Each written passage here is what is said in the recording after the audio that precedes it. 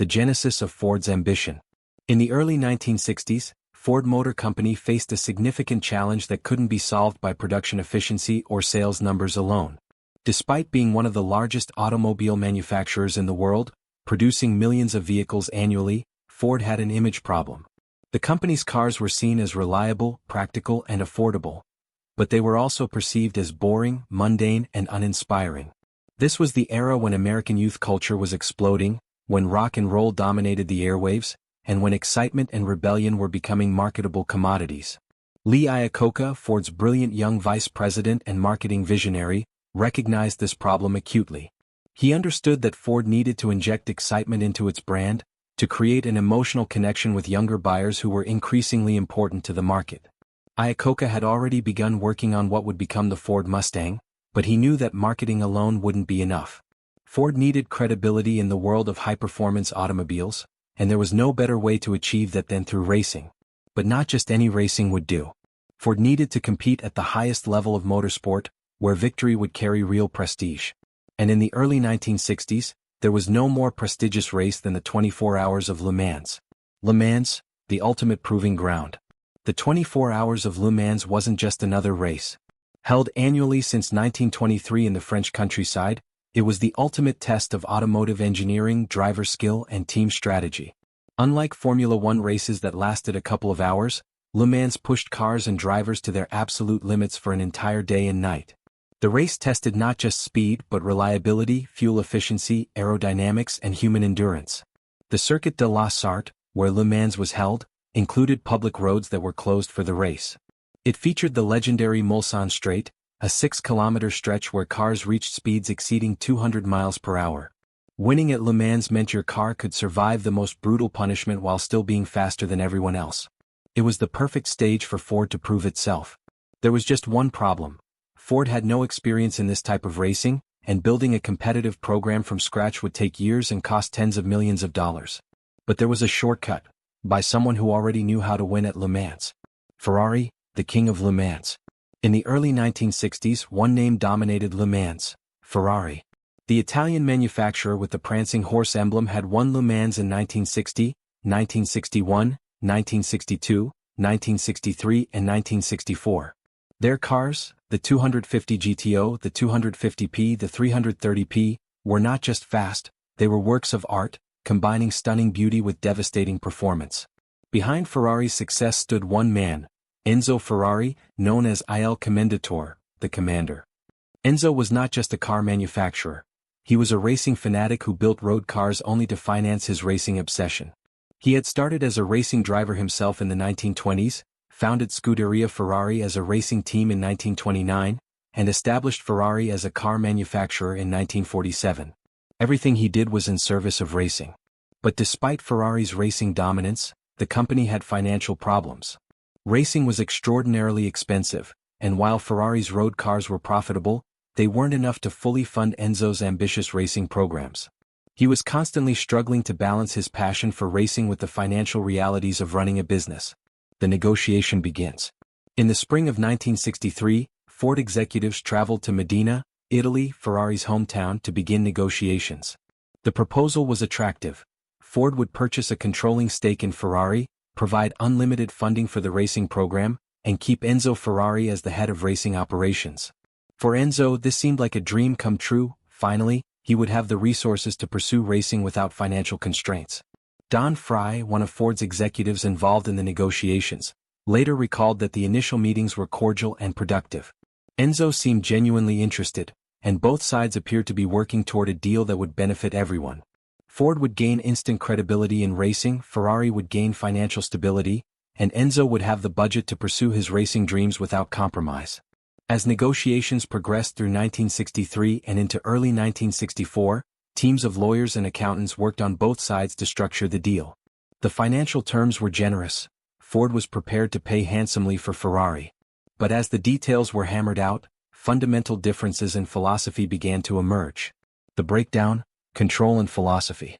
The problems centered on one critical issue: control. Ford, as a publicly traded corporation with shareholders and a board of directors, needed oversight of its investments. The company couldn't simply give Enzo Ferrari unlimited money and complete autonomy to spend it however he wished. There needed to be budgets, approvals, and accountability. The specific sticking points emerged in the fine print of the contract. Ford wanted approval rights over racing budgets and major racing decisions. This made sense from a corporate governance perspective. Ford's board wasn't going to hand over millions of dollars without some control over how it was spent. But for Enzo Ferrari, this was unacceptable. He had spent his entire life building Ferrari according to his vision. He made decisions based on racing intuition and passion, not on quarterly reports and shareholder concerns. The idea that American executives in Detroit would have veto power over his racing decisions was intolerable. There was another issue that proved equally divisive: Indianapolis 500. Ford wanted Ferrari to compete in the Indy 500, America's most prestigious race. From Ford's perspective, this made perfect sense. If Ford was funding Ferrari, Ferrari should compete in races that mattered to American audiences and American markets. But Enzo Ferrari viewed the Indianapolis 500 with disdain. He considered it a crude, unsophisticated spectacle, cars driving in circles on an oval track, with none of the technical complexity and tradition of European road racing. He had no interest in participating in what he viewed as an inferior form of motorsport. The insult and the collapse.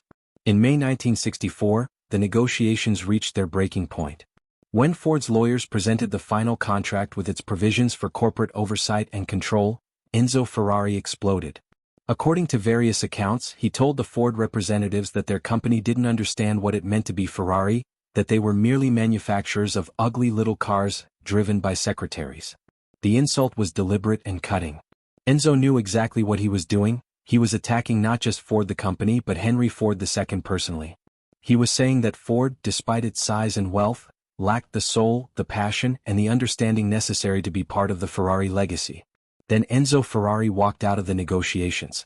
The deal was dead. Henry Ford II's response. When word of Enzo's insults reached Henry Ford II in Dearborn, Michigan, the response was immediate and visceral. Henry Ford II, known as the Deuce, was not a man who tolerated disrespect. He had taken control of Ford Motor Company in 1945 at the age of 28, when the company was on the verge of bankruptcy, and had rebuilt it into one of the most powerful corporations in the world. He had proven himself against immense odds, and he was not going to be humiliated by an Italian sports car maker.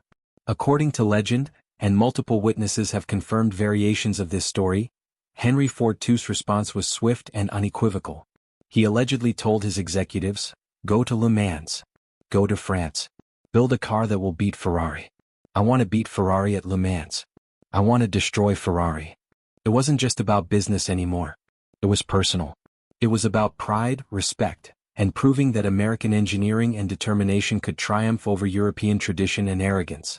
The war between Ford and Ferrari had begun. Assembling the dream team. After the collapse of the Ferrari negotiations, Ford moved with remarkable speed and determination. If they couldn't buy victory at Le Mans, they would build it from scratch. But Ford's executives were smart enough to know what they didn't know. Ford had no experience building race cars for Le Mans-style endurance racing. The solution was to buy expertise. Ford began recruiting the best racing minds available, regardless of where they were located or how much they cost. The first step was establishing a base of operations in England. The British had a long tradition of building sports cars and had produced multiple Le Mans winners. Companies like Aston Martin, Jaguar, and Lotus had proven that British engineering could succeed at the highest levels of motorsport. Ford established a partnership with Lola Cars, a British racing car manufacturer, and set up Ford Advanced Vehicles in Slough, England. Eric Broadley, Lola's founder and a brilliant racing car designer, was brought in to lead the initial design work. Roy Lunn, a talented Ford engineer, was assigned to oversee the project. The directive was clear: create a car capable of winning Le Mans and do it as quickly as possible. Money was no object. The GT40 design philosophy. The team faced an enormous challenge. Le Mans was unique among racing venues. It required a combination of characteristics that were often contradictory. The car needed to be fast enough to compete on the Mulsanne Straight, where speeds exceeded 200 miles per hour, but it also needed to handle well on the twisty sections of the circuit. It needed to be light enough to be nimble, but strong enough to survive 24 hours of brutal punishment. It needed to be powerful enough to beat Ferrari, but reliable enough to actually finish the race. The design team made several crucial decisions. Mid-engine layout. Unlike traditional American sports cars which had engines in the front, the GT would use a mid-engine configuration with the engine mounted behind the driver. This was becoming the standard in European racing because it provided better weight distribution and handling. It was unfamiliar territory for Ford's engineers, but it was necessary to be competitive. Aerodynamics. The long, fast nature of Le Mans meant that aerodynamics were critical. The car needed to slice through the air with minimal drag. The team designed a low, sleek body that would become one of the most beautiful racing cars ever created. American power. While the chassis and layout were European in philosophy, the heart of the car would be pure American muscle, a Ford V8 engine. Initially, the team used a 4.2-liter version, but plans were already in place to scale up to larger displacements if needed. The car was designated the GT40, with GT standing for Grand Touring and 40 representing the car's height, just 40 inches from the ground to the roof. It was an incredibly low, streamlined design. The GT40 emerges. The first GT40 prototype was completed in early 1964, less than a year after the Ferrari negotiations collapsed. The speed of development was remarkable, testament to Ford's commitment and resources. When the GT40 was unveiled, it was stunning. Long, low, and aggressive, it looked like it was moving even when standing still. The bodywork was a masterpiece of curves and lines, functional yet beautiful. It was painted in Ford's racing colors, blue with white stripes. But looking good wasn't enough. The car needed to prove itself on the track. Early testing and problems. Initial testing revealed both promise and problems. The GT40 was fast, incredibly fast on straights. The Ford V8 engine produced tremendous power, and the aerodynamic body allowed the car to reach speeds that could match or exceed Ferrari. But the car had issues. The handling was tricky, particularly at high speeds. The brakes, subjected to enormous stress during a 24-hour race, were prone to overheating. The transmission had reliability problems. The suspension needed refinement. These were not insurmountable problems. They were the normal teething troubles of any new racing car. But Ford didn't have the luxury of time. Le Mans 1964 was approaching, and Ford wanted to make a statement. Ferrari's golden age at Le Mans. While Ford was scrambling to build its GT program, Ferrari was in the midst of the most dominant period in its Le Mans history. To understand what Ford was up against, it's important to appreciate just how good Ferrari was during this era. 1960. Ferrari won with a 250 TR driven by Paul Frere and Olivier Gendebien. The car completed 314 laps, covering over 4,200 kilometers in 24 hours. 1961. Ferrari repeated its victory, this time with the same Olivier Gendebien paired with Phil Hill driving a 250 TR/61. It was Ferrari's second consecutive victory, establishing a pattern of dominance. 1962.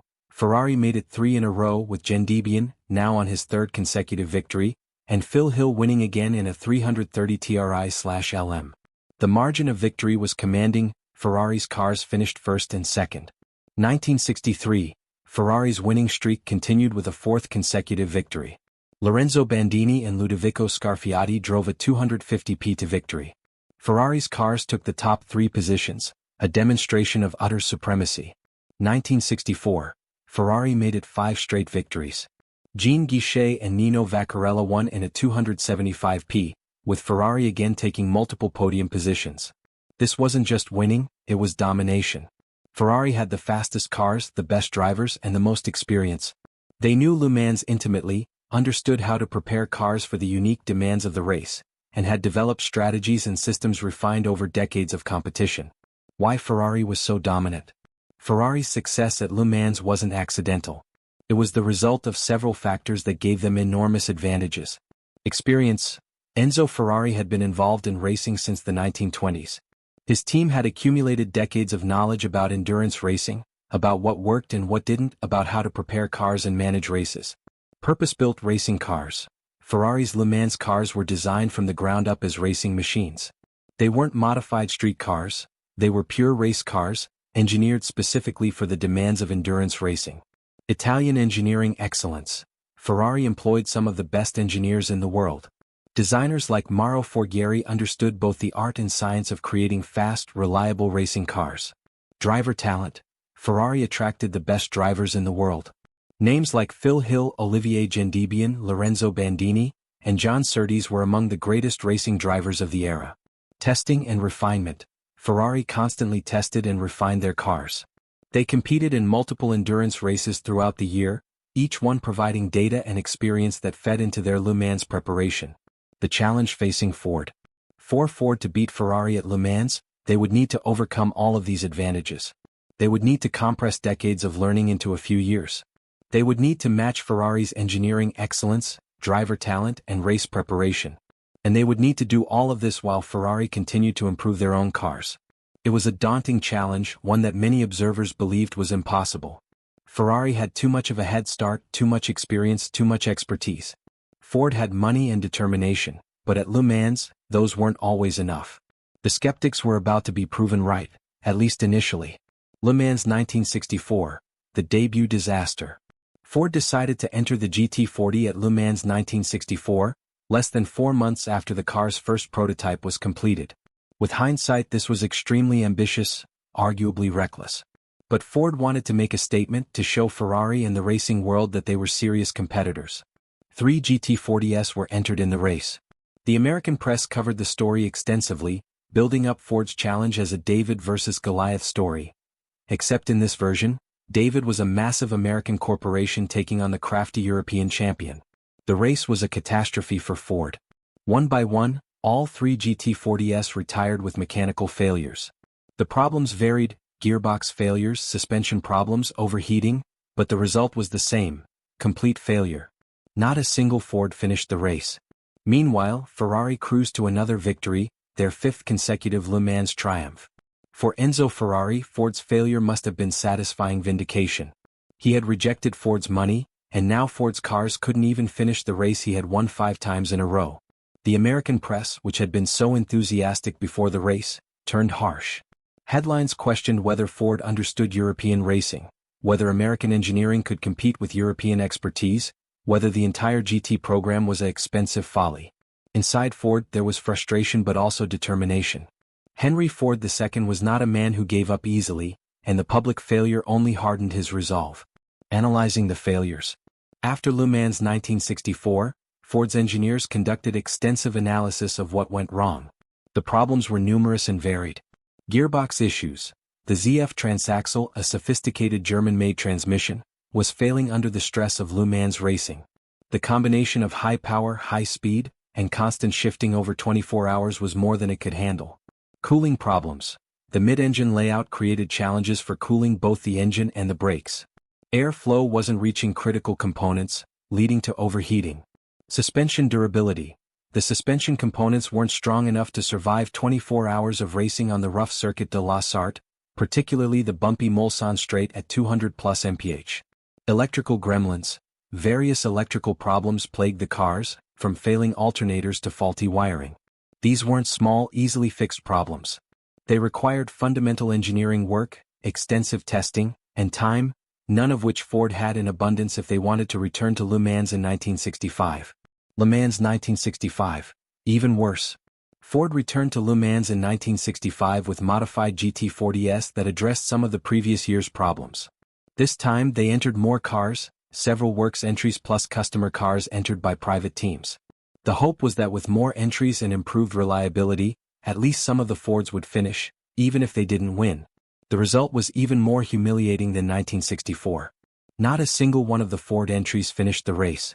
Various problems struck down the cars, some of the same issues from 1964, plus new problems that emerged. It was a complete debacle. Ferrari won again, extending their winning streak to 6 consecutive years. For Enzo Ferrari and his team, Ford's continued failures were becoming almost comical. The American giant had thrown money and resources at the problem, but they still couldn't even finish the race, let alone win it. In the racing media and among fans, Ford was becoming a joke. The GT40 was nicknamed the Ford that couldn't in some circles. Critics argued that Ford's corporate culture, focused on mass production and quarterly profits, was fundamentally incompatible with the artisanal, experience-driven world of endurance racing. Crisis point: should Ford continue? After the 1965 Sierra Leone-Le Mans disaster, Ford faced a critical decision. The GT program had already cost tens of millions of dollars, and there were no results to show for it, only embarrassment and failure. Some executives argued that Ford should cut its losses, admit defeat, and withdraw from Le Mans racing. The return on investment simply wasn't there, and continuing to pour money into a losing effort was difficult to justify to shareholders. But Henry Ford II remained adamant. Ford would not quit. The personal nature of the rivalry with Enzo Ferrari meant that walking away would be admitting defeat, confirming Ferrari's assessment that Ford was just a manufacturer of ordinary cars without the soul or capability to succeed in real racing. However, Ford II also recognized that something had to change. The current approach wasn't working, and doing the same thing while expecting different results was insanity. If Ford was going to beat Ferrari, they needed new leadership, new ideas, and a new approach. The solution came in the form of a Texas chicken farmer turned race car driver turned car builder, Carroll Shelby. Enter Carroll Shelby. Carroll Hall Shelby was already a legend in American motorsports by 1965. Born in Texas in 1923, he had been a racing driver himself, competing successfully in sports car racing through the 1950s. In 1959 he achieved the ultimate triumph, winning the 24 Hours of Le Mans, driving an Aston Martin DBR1 alongside Roy Salvadori. But heart problems forced Shelby to retire from driving in 1960. Instead of leaving racing, he transitioned to building cars. In 1962 he created the Shelby Cobra, a brilliant combination of a lightweight British AC Ace body with a powerful Ford V8 engine. The Cobra was a giant killer, capable of beating far more expensive European sports cars. Shelby had several qualities that made him perfect for Ford's Le Mans program. Le Mans experience. He had actually won at Le Mans, which gave him credibility and insight into what it took to succeed there.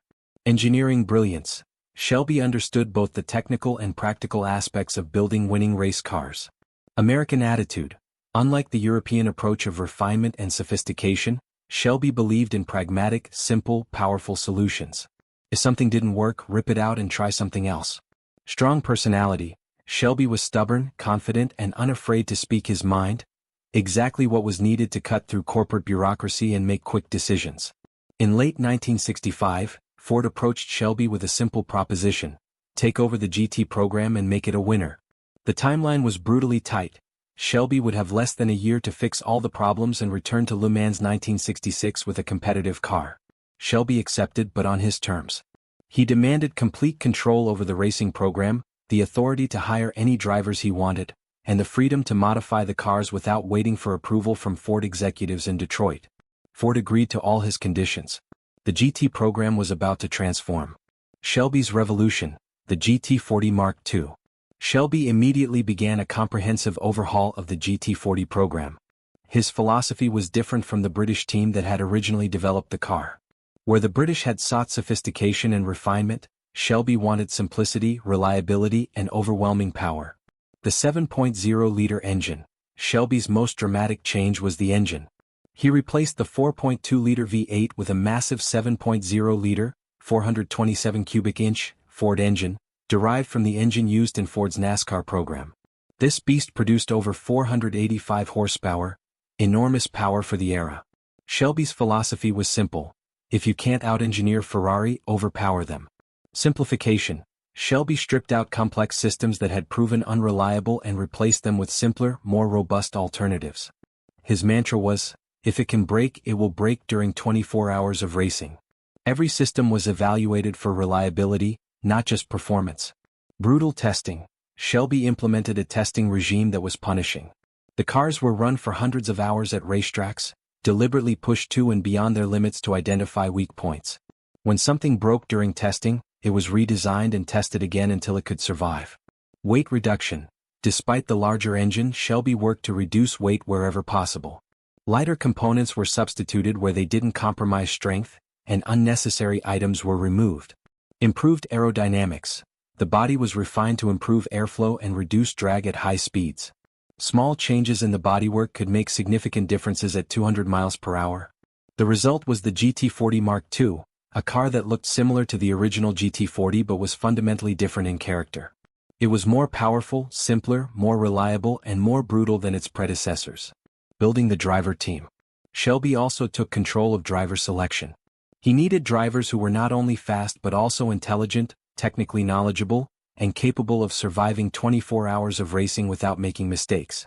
Ken Miles, a British-born driver who had become Shelby's chief test driver and close friend. Miles was extremely fast, but he was also a brilliant engineer who could diagnose problems with a car and suggest solutions. He was perfect for the development work needed to make the GT40 Mark II competitive. Bruce McLaren, a young New Zealander who was already making a name for himself in Formula One.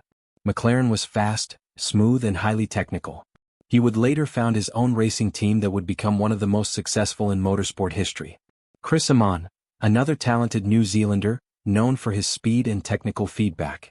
Despite his talent, Amon was famously unlucky in racing, often suffering mechanical failures while leading races.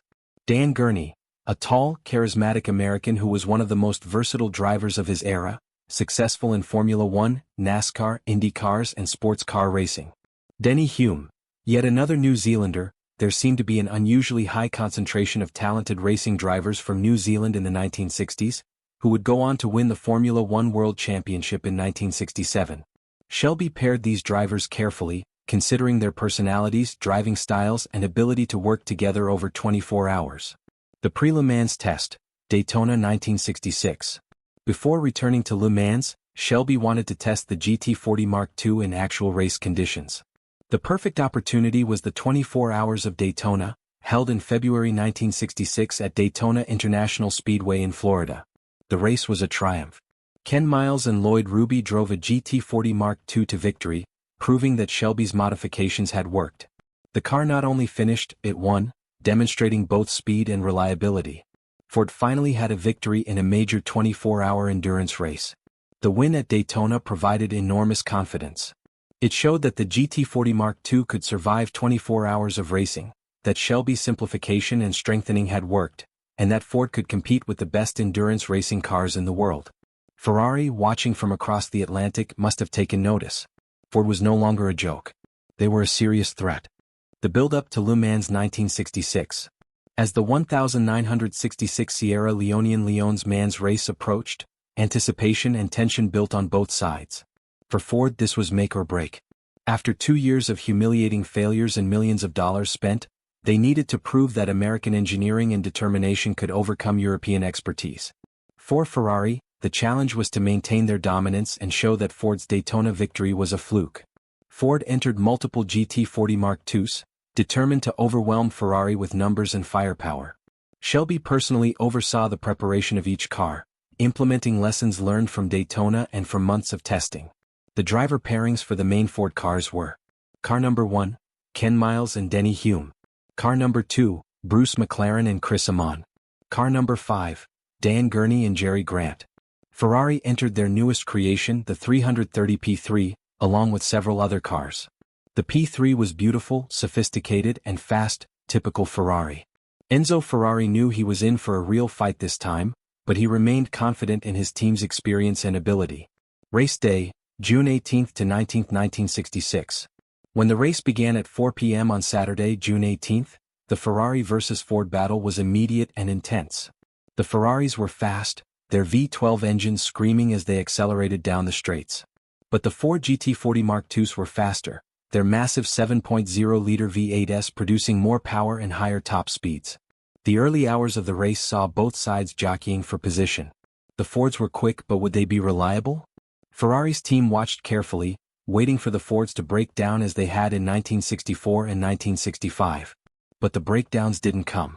Shelby's testing and preparation were paying off. The GT40 Mark IIs ran strongly, lap after lap, hour after hour. Ferrari's collapse. Then disaster struck Ferrari. One by one their cars began to fail. Gearbox problems plagued several cars. Engine failures took out others. The 330 P3s, despite their sophistication and beauty, couldn't match the brutal reliability of the GT40 Mark IIs. By midnight, Ferrari's challenge was effectively over. All of their top cars had retired. For the first time in 6 years, Ferrari would not win Le Mans. For Enzo Ferrari, watching from Italy, it must have been devastating. His streak of dominance, 6 consecutive victories, had been broken by the very company he had insulted and walked away from 2 years earlier. The Ford 1-2-3 finish. As dawn broke on Sunday morning, 3 GT40 Mark IIs were still running strongly, holding the top 3 positions. Ford was going to win Le Mans and they were going to do it in style. Ken Miles in car number 1 was in the lead, driving brilliantly. Behind him were Bruce McLaren in car number 2 and Dan Gurney in car number 5. All three cars were running well with no major mechanical issues. As the race entered its final hours, Ford faced a new challenge. They were going to win, but which car should win? All three were capable of taking victory. The controversial photo finish. Here the story takes a controversial turn.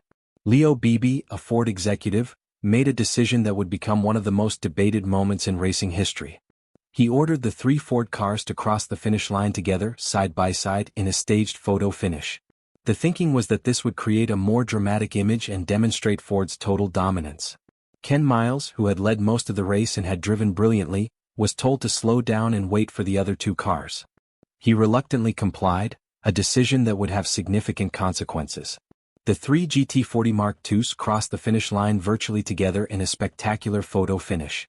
It was a remarkable image, three identical Ford race cars side by side, completing Ford's revenge against Ferrari. But there was a problem with the mathematics.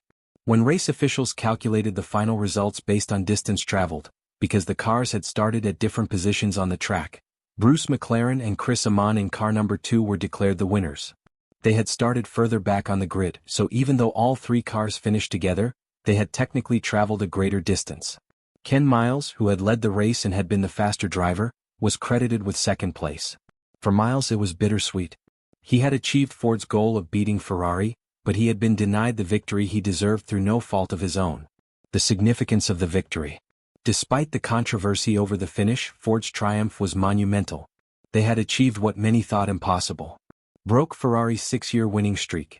Ferrari's dominance of Le Mans was over, ended definitively by American power and determination. 1-2-3 finish. Ford didn't just win, they swept the podium, a demonstration of total superiority.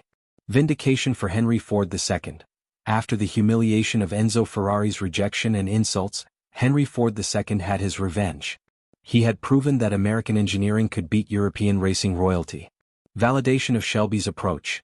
Carroll Shelby's philosophy of simplicity, reliability, and overwhelming power had been proven correct. The image of three Ford GT40 Mark IIs crossing the line together became one of the most iconic moments in racing history. It represented not just a victory in a race, but a victory of American determination over European arrogance, of corporate resources over artisanal tradition, of power over sophistication. For Enzo Ferrari, the defeat was a bitter pill. He had rejected Ford's money, insulted their cars and their capabilities, and now they had beaten him at his own game, on the track that mattered most to him. But this was just the beginning of Ford's domination. Le Mans 1967. Ford dominates again. Flush with their 1966 victory, Ford returned to Le Mans in 1967 determined to prove that the previous year's win was not a fluke. This time they entered the GT40 Mark IV, an even more powerful and advanced version of the car. The Mark IV was an evolution of the Mark II, featuring improved aerodynamics, better weight distribution, and even more power.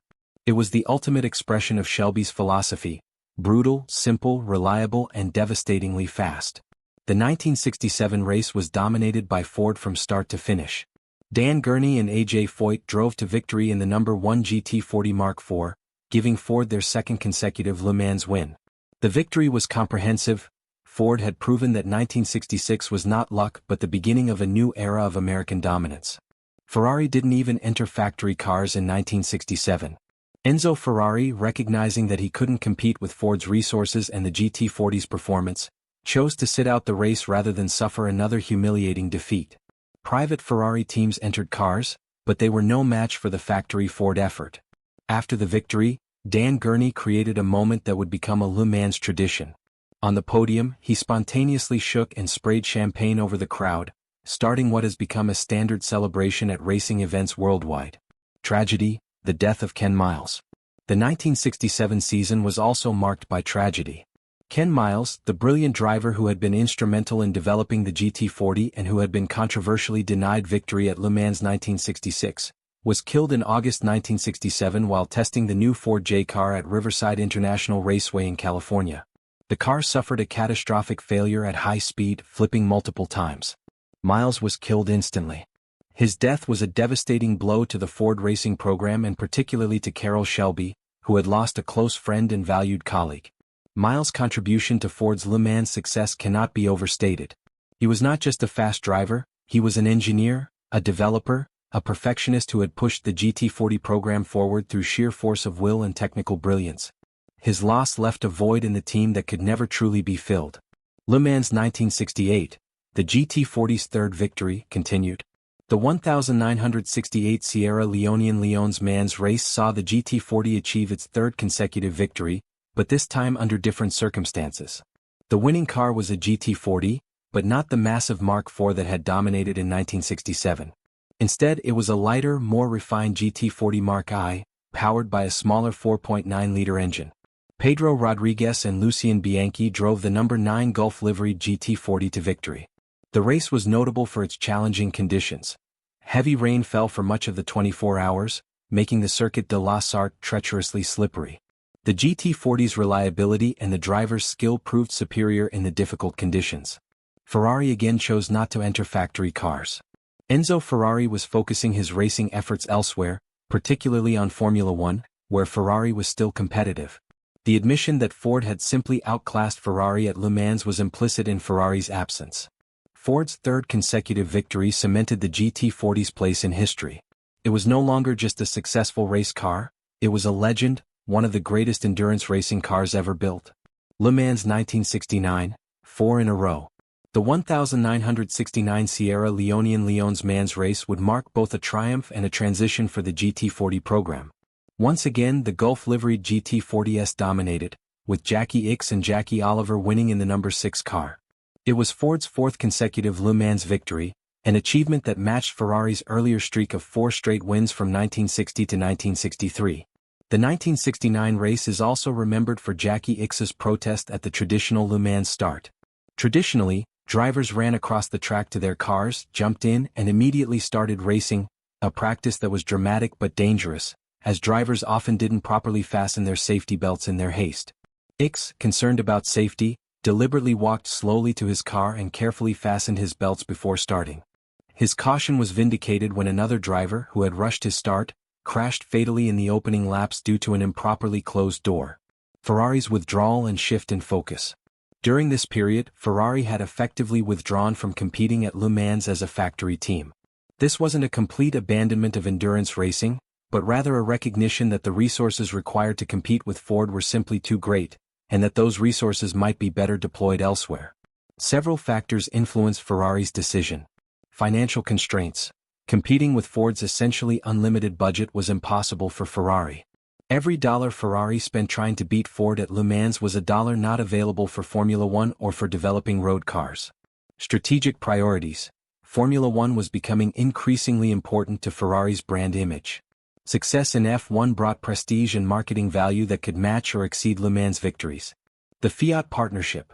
In 1969, Ferrari sold 50% of the company to Fiat, the massive Italian automaker. This partnership provided financial stability but also brought new corporate priorities that didn't necessarily include bankrupting the company trying to beat Ford at one specific race. Regulatory changes. Racing regulations were changing, and Ferrari's engineers needed time to adapt to new rules and develop new cars. Enzo Ferrari would later claim that Le Mans had become less important, that the race had been corrupted by commercialism and politics. But those who knew him understood that his withdrawal was pragmatic rather than philosophical. He simply couldn't beat Ford with the resources available, and continuing to try would have been futile. Ford's victory and withdrawal. Ironically, just as Ford achieved their fourth consecutive Le Mans victory in 1969, the company decided to withdraw from endurance racing as a factory effort.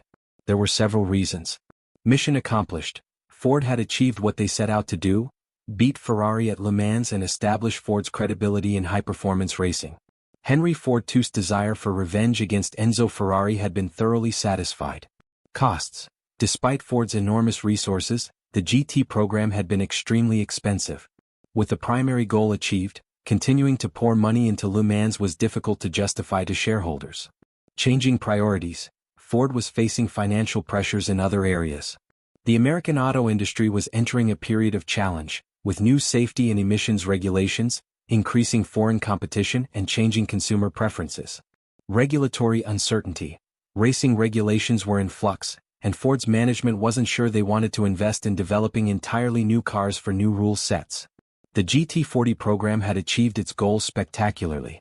4 consecutive Le Mans victories, 1966 to 1969, had firmly established the car as a legend and had avenged Ford's humiliation at Enzo Ferrari's hands. The GT40 continues, privateers keep the dream alive. Although Ford withdrew as a factory team, the GT40 story wasn't over. The cars were sold to private teams who continued to campaign them successfully. In 1970 and 1971, GT40s failed to win Le Mans, but they remained competitive. Then, remarkably, in 1975, a GT40 won Le Mans again, 6 years after Ford's withdrawal as a factory team. This victory, achieved by privateers with a car that was nearly a decade old, was a testament to the fundamental excellence of the GT40's design. The Gulf Oil partnership with JW Automotive also continued to field GT40s in various endurance races throughout the early 1970s, achieving numerous victories and podium finishes. The iconic Gulf blue and orange livery became one of the most recognizable color schemes in motorsport history. Ferrari's response and evolution. While Ferrari had withdrawn from Le Mans, the company didn't abandon endurance racing entirely. They continued to develop sports prototype cars and competed in other endurance races. More importantly, Ferrari used the lessons learned from their battles with Ford to improve their engineering and racing programs. In Formula One, Ferrari remained highly competitive throughout the late 1960s and early 1970s. The competition with Ford, while painful, had forced Ferrari to evolve, to become more systematic in their approach, and to think more carefully about resource allocation. Enzo Ferrari also made peace with the reality that the era of the small, artisanal racing team competing against major manufacturers was ending. Racing was becoming more corporate, more expensive, and more professional. Ferrari's partnership with Fiat gave them the resources to compete in this new environment. Interestingly, Ferrari would eventually return to Le Mans' dominance in the 1980s and 1990s with their later sports prototype programs, proving that the company's racing DNA remained strong despite the setbacks of the 1960s. More than just a racing story. The Ford versus Ferrari rivalry transcended sports and became a cultural phenomenon, a story that resonated far beyond the racing community. It represented several larger themes that captured public imagination. America versus Europe. The rivalry was seen as a contest between American industrial might and European racing tradition. Ford represented the new world, bold, powerful, confident, willing to use sheer resources and determination to overcome any obstacle. Ferrari represented the old world, refined, artistic, steeped in tradition, relying on accumulated wisdom and expertise. Corporation versus artisan.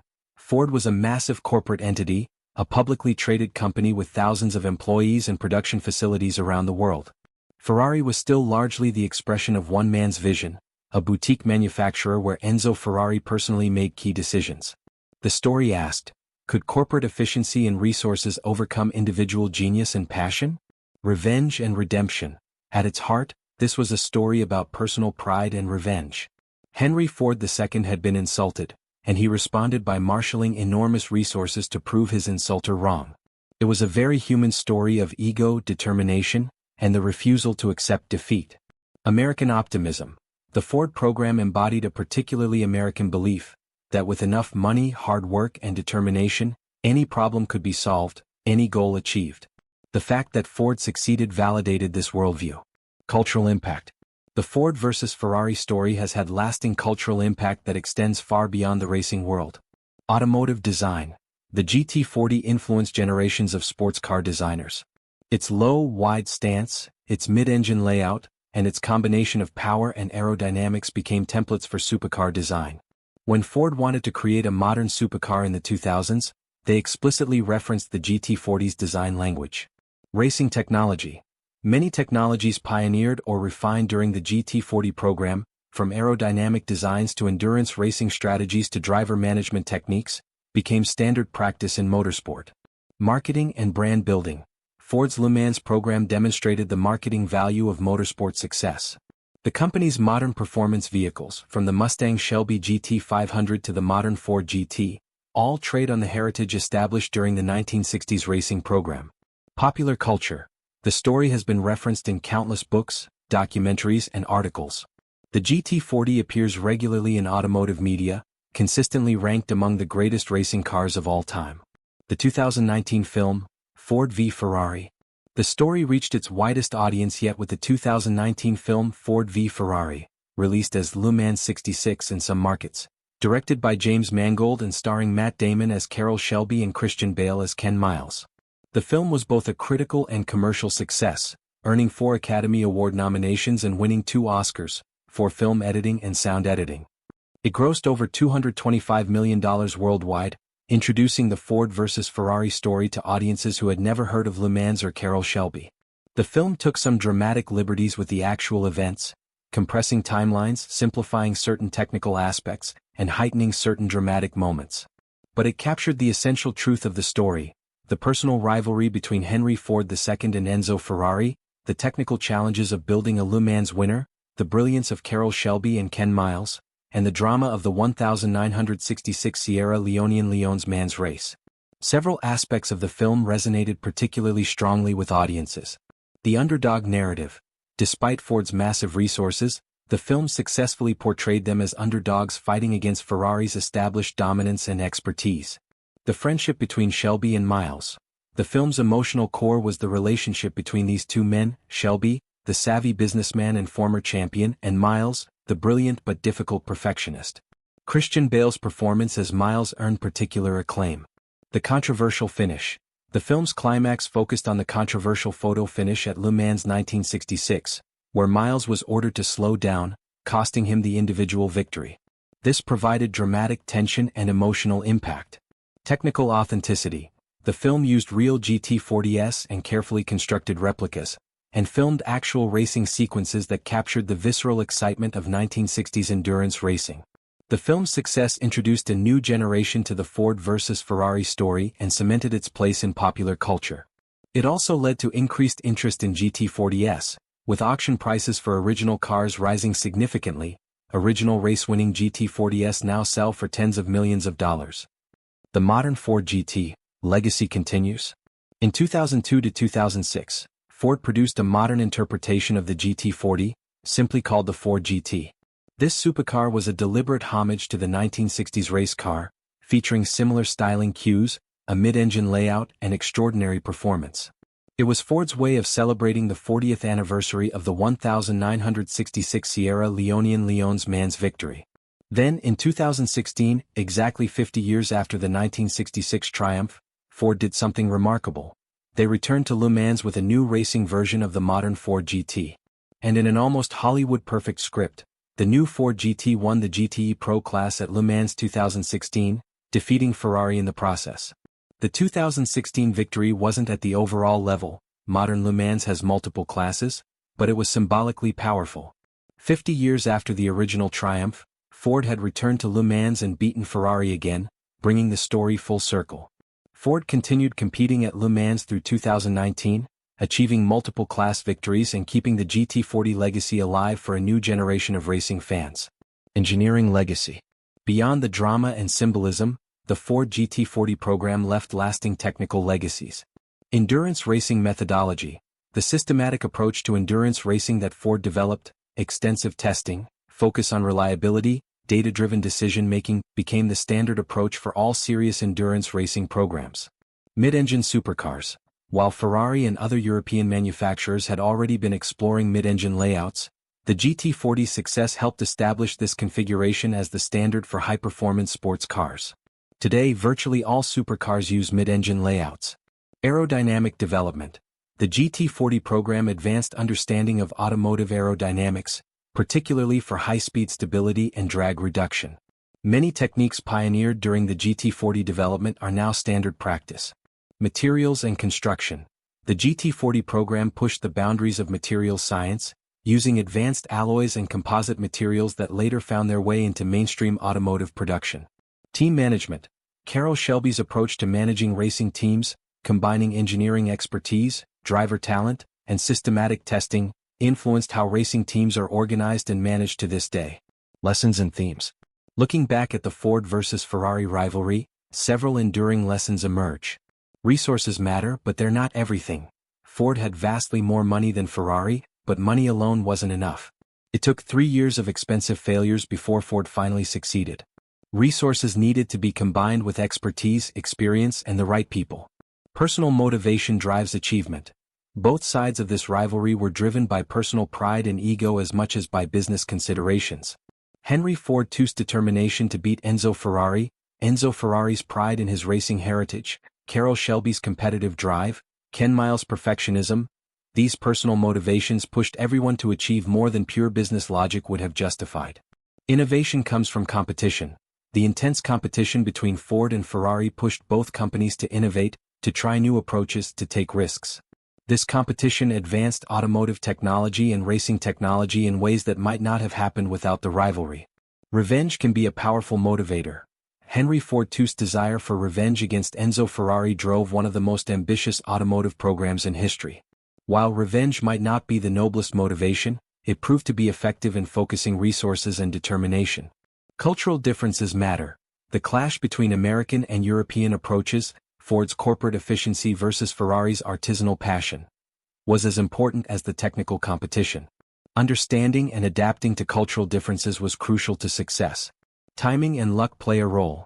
Ken Miles might have won Le Mans 1966 outright if not for the controversial finish decision. He might have won multiple times if not for his tragic death in 1967. Ferrari might have returned to Le Mans sooner if not for financial constraints. History turns on small moments and accidents of timing. The enduring appeal. More than 50 years after Ford's victories, the Ford versus Ferrari story continues to captivate. It's a story of giants. Both Ford and Ferrari were and are legendary names in automotive history. A conflict between two giants naturally draws interest. It has a clear hero and villain.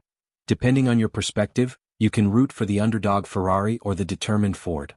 The story works regardless of which side you favor. It combines technology and humanity. The story is about engineering and racing, but also about personal relationships, ego, pride, and human emotion. It has a satisfying narrative arc. Ford's journey from humiliating rejection to crushing victory is a classic story structure that satisfies on an emotional level. The cars are beautiful. The GT40 remains one of the most beautiful race cars ever built, and 1960s Ferraris are similarly stunning. The visual appeal of these machines adds to the story's resonance. It represents a golden age. The 1960s are often viewed nostalgically as a golden age of motorsport, when racing was less corporate and more personal, when individual brilliance could make the difference. The Ford versus Ferrari story captures this era perfectly. Conclusion: a rivalry for the ages. The Ford versus Ferrari rivalry stands as one of the greatest stories in motorsport history, transcending racing to become a cultural touchstone. It was a collision of philosophies, a clash of titans, a story of revenge, redemption, and human determination. When Enzo Ferrari walked out of negotiations with Ford in 1964, rejecting Ford's money and insulting their cars, he set in motion a chain of events that would define both companies' legacies for decades to come. His pride and refusal to compromise led to Ford's massive racing program, to 4 consecutive Le Mans victories for the GT40, and ultimately to Ferrari's humiliation on the track that mattered most to him. Yet Ferrari's brand survived and even thrived. The Ferrari name remains synonymous with racing excellence and Italian automotive passion. The company learned from its defeat, evolved, and came back stronger in other forms of racing. For Ford, the Le Mans victories achieved exactly what Henry Ford II wanted. They proved that American engineering could compete with and beat European racing aristocracy. They gave Ford a performance heritage that the company continues to trade on today. They created an icon, the GT40, that remains one of the most celebrated automobiles ever built. The human stories at the center of the rivalry, Henry Ford II's wounded pride, Enzo Ferrari's passionate perfectionism, Carroll Shelby's brilliance and determination, Ken Miles' tragic brilliance, give the story emotional resonance that pure technical achievement alone could never provide. In the end, the Ford versus Ferrari rivalry was about more than just automobiles and racing. It was about pride, determination, the clash of cultures, and the very human need to prove oneself against a rival. It showed that even giants can be driven by surprisingly personal motivations, and that the pursuit of victory can push people and companies to achieve things that seemed impossible. The GT40's victories at Le Mans from 1966 to 1969 settled the question on the track. Ford had beaten Ferrari decisively. But the larger story, of 2 legendary companies, 2 powerful personalities, and the cars they created, continues to fascinate and inspire more than half a century later. It remains quite simply one of the greatest rivalries in the history of sport, a perfect storm of competition, technology, personality, and drama that has earned its place in automotive legend.